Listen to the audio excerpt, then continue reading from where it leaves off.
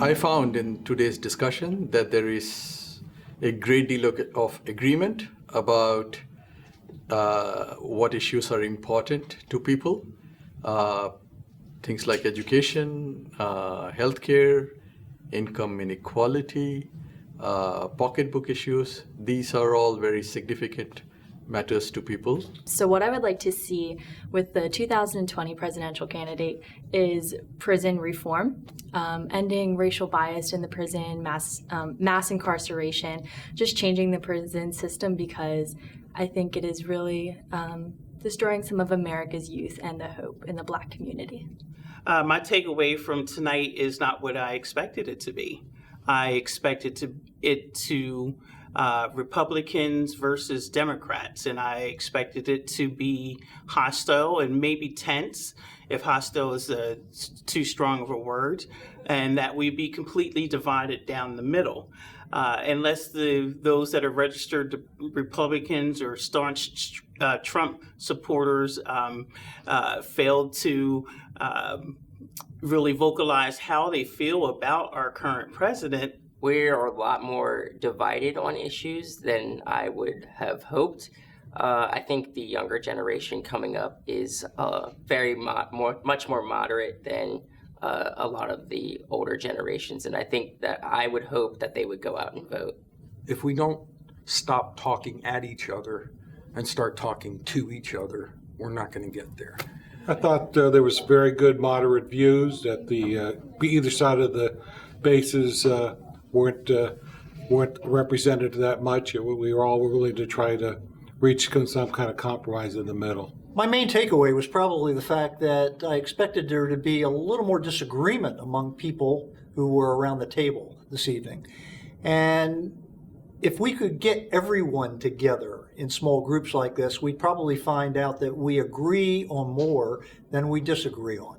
The common theme was that the system is broken and people do want to see change.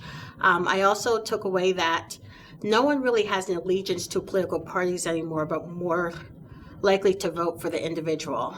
So if people want to see change, change happens at the ballot box. On reflection, one of the things I didn't hear a lot of was about the economy. I mean, I did hear a little bit about income inequality.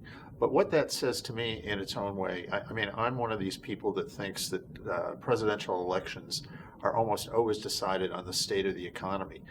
When people don't raise that as an issue sort of en masse, that says to me that it's kind of off the table as an issue, and therefore that tends to splinter people who are, you know, in opposition to the current administration of the moment, in this case the Trump administration, which I think would help him. Well, my takeaway was to hear various opinions about what the issues are in the 2020 election,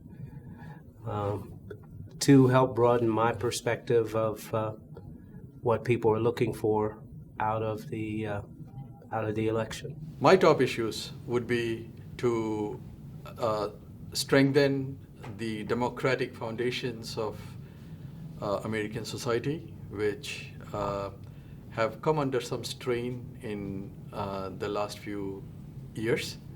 And I think it sends a message to other countries to attack institutions that we have come to cherish, like the freedom of the press and the independent judiciary and media and things of that nature. One thing that stood out to me was about immigration reform, or just immigration in general. You know, build the wall. It has a lot of racial undertones beneath it, and I didn't really think about it that way. You know, if people come in from Great Britain or France, we don't really discriminate against them, but people of Hispanic origin, we automatically think, oh, we should build the wall. We shouldn't let them into our country. So it has a lot of racial undertones in it. I shared 3 top issues, and they had changed a little bit towards the middle of our discussion. And I didn't include mass incarceration.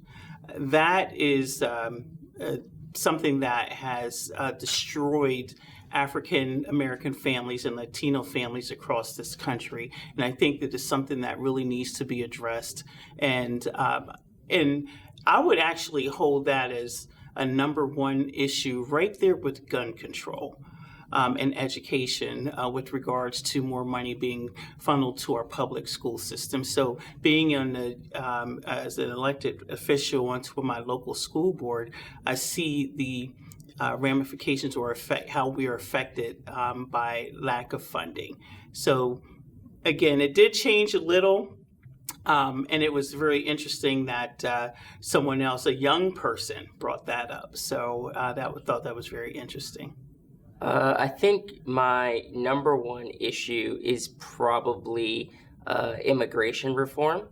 I think that something has to be done. I don't think that it's necessarily right to be putting all the racial undertones underneath it, but I think that there's definitely an issue there and that it's a problem that we should fix. It's one planet. We all live here. We can't get isolationist and pretend we're not global. Especially, this isn't the 1700s where if you wanted to go some other country, it would take you a couple weeks to get there. Now you can be there in a couple hours. You can't ignore those facts. We're one people, and we have to think of everybody as equal and treat them that way. My top issue was my concern with the system and the two-party system, and being more concerned about their platform than serving the people that they're elected to serve. My thought is when you're elected to public office that you should go there to serve the people that put you there, as not to go there to support the platform of your party. I think if we don't solve some of our environmental problems and global warming, then almost everything else is simply going to be moot. Income equality, I think, is part of what's breeding all of our polarization. I think it's kind of the root of many of the other problems we talk about. We talk about education and affordability of this, affordability of health care.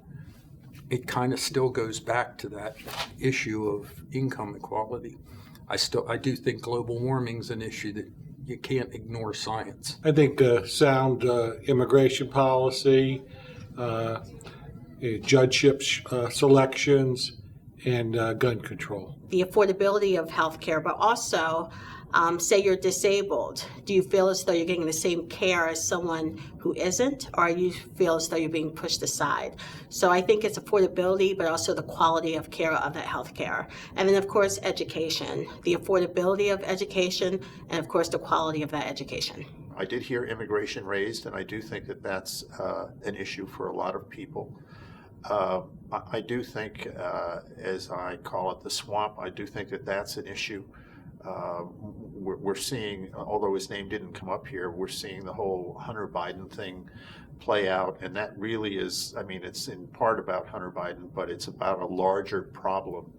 I saw an article the other day in the New York Times that said what he did was legal, and therein lies the problem. So I do think that there's a lot of thought out there about the system and how it works and doesn't work and shouldn't work.